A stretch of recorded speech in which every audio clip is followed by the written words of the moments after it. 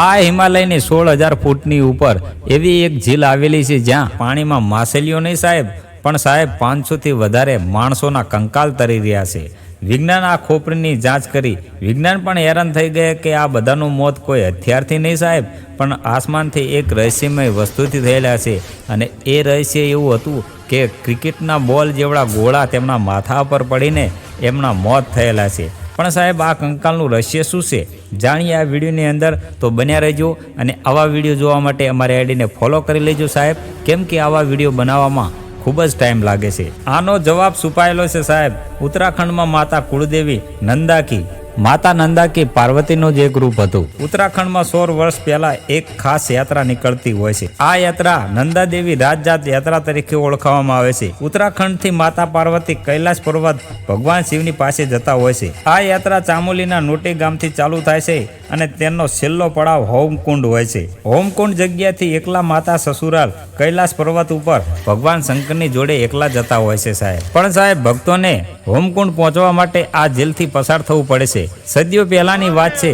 કન્નવના રાજા જસધોને આ પવિત્રમાં સામેલ થવાનું નક્કી કર્યું. આ રાજાને તેમની સત્તાનો ખૂબ જ અભિમાન અહંકાર હતો અને રાજા ભક્તિથી નહીં પણ પિકનિક મનાવવા માટે જવું હતું. પછી તેમની સાથે તેમની ગર્ભવતી પત્ની અને તેમને નાચવા ગાવા વાળા સાથે લઈ ગયા અને જોર જોરથી ઢોલ નગારા અને નાચતા ગાતા ગાતા ત્યાંથી નીકળી જાય છે અને પહાડ ઉપર ચડવા લાગ્યા. માતાને તેમની વિદાયના સમયમાં આવા ધધિંગ માતાજીને ગમ્યા નહીં. જેવા રાજા અને તેમનો મંડળ આખું ઝીલ ઉપર નજીક પહોંચ્યા ત્યારે માતાજીનો પ્રકોપ તેમની ઉપર તૂટી પડ્યો. અચાનક આકાશ કાળું પડી ગયું. વરસાદ, વાવાઝોડું, વીજળીના કડાકા થવા લાગ્યા.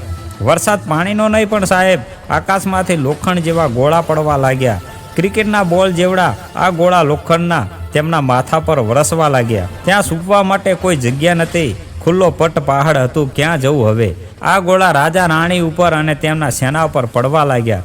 જોત જોતામાં રાજા રાણીને તેમના 500 સાથીઓ બરફમાં દફન થઈ ગયા. હજારો વર્ષો પછી 1942માં ત્યાં બરફ પીગળી ગયો અને દુનિયાની નજરે આવ્યું. આખું ઝીલ કંકાળથી ભરેલું. ત્યાં ફોરેન્સિકની જાંચ થઈ અને વિજ્ઞાનીઓને પુષ્ટિ કરી.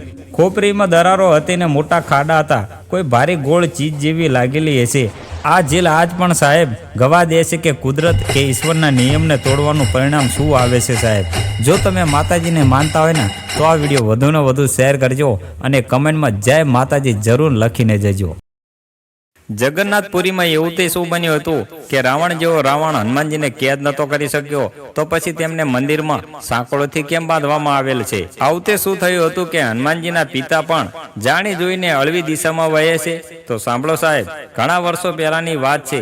જગન્નાથપુરીમાં જગન્નાથ બિરાજમાન થયા હતા ત્યારે બાજુમાં સમુદ્રદેવ રોજ જગન્નાથના ચરણો સ્પર્શ કરવા માટે આવી જતા હતા. પહેલા તો બધું ઠીકઠાક ચાલતું રહ્યું. એક દિવસ એવો આવ્યો કે આખું જગન્નાથ નગર ડૂબાડી દીધું. પછી આવું તો વારંવાર થવા લાગ્યું. મહાવિનાશને રોકવા માટે જગન્નાથે હનુમાનજીને સમુદ્ર કિનારે પહેરો દેવાની આજ્ઞા આપી. ત્યાં સમુદ્ર કિનારે હનુમાનજી પહેરો દેવા લાગી ગયા. ત્યારે સમુદ્રદેવ શાંત થઈ ગયા, પણ વચન દીધું હતું કે હનુમાનજીને કહે છે કે જ્યાં સુધી તમે અહીંયા પહેરો દેવો છો ને ત્યાં સુધી હું શાંત રહીશ, બાકી હું શાંત નહીં રહું. ત્યારે હનુમાનજીએ કીધું કે કઈ વાંધો નહીં. ત્યારે એક દિવસ જગન્નાથપુરીમાં ભજન ધૂન રાખવામાં આવેલ હતા. ત્યારે દરિયા કિનારે હનુમાનજીને રામનું નામ કાને સંભળાય છે ને ધૂન સંભળાય છે.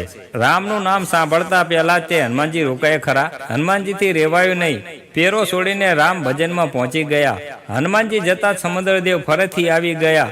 મંદિરમાં ઘૂસી ગયા. આખું શહેર ડૂબી ગયું. ત્યારે ભગવાન જગન્નાથે એવું કર્યું કે કોઈ વિચારી પણ ના શકે. હનુમાનજીને પાછા સમુદ્ર કિનારે લઈ ગયા અને તેમને સોનાની ચેનથી બાંધી દીધા અને કીધું કે આ કર્તવ્યનું પાલન તમારે કરવું પડશે અને આ બેડીઓને હવે નહીં છૂટે. સમુદ્રદેવ તો શાંત નતા રહેતા. તેમનો પાણીનો અવાજ આખા મંદિરમાં સંભળાતો હતો. જગન્નાથ શાંતિથી સૂઈ નતા શકતા. ત્યારે હનુમાનજીએ કીધું કે સમુદ્રદેવ, હજુ તમારો અવાજ આવે છે.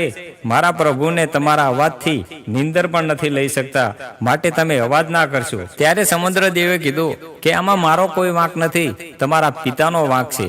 ત્યારે હનુમાનજી કે મારા પિતાનો શું વાંક? ત્યારે કીધું કે પવનદેવ જ્યારે આવે છે ત્યારે મારું પાણી ઉછળે છે ને અવાજ આવે છે. તમારા પિતાનો વાંક છે, તમે તમારા પિતાને જઈને કહો. ત્યારે તરત હનુમાનજી તેમના પિતાની પાસે જાય છે કે પિતાજી, તમે શું કરી રહ્યા છો?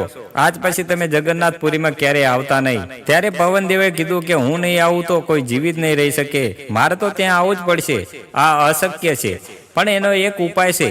આજ પછી હું હંમેશા ઉલટી દિશામાં આવીશ. ત્યારથી સમુદ્રદેવ મંદિરની જોડે હોવા છતાં પણ ઉલટી દિશામાં વહે છે પવન, ક્યારે મંદિર તરફ આવતો નથી. અને ચમત્કાર તો એ છે કે આજ પણ તમે મંદિરે દર્શન કરવા જાઓ ને તો મંદિરની જે ધજા રહી ને એ ઉલટી દિશામાં ફરકે છે સાહેબ. અને જ્યાં જગન્નાથે તેમના ભક્ત હનુમાનજીને સાંકળોથી બાંધેલા હતા ને ત્યાં મોટામાં મોટું મંદિર છે સાહેબ. તો મારા ભાઈ, આ વિડીયો ગમ્યો હોય ને તો અમારી ચેનલને સબસ્ક્રાઇબ કરી લેજો, લાઈક કરજો અને કમેન્ટમાં જય શ્રી રામ લખી જય જગન્નાથ લખતા જજો. જય જય શ્રી રામ.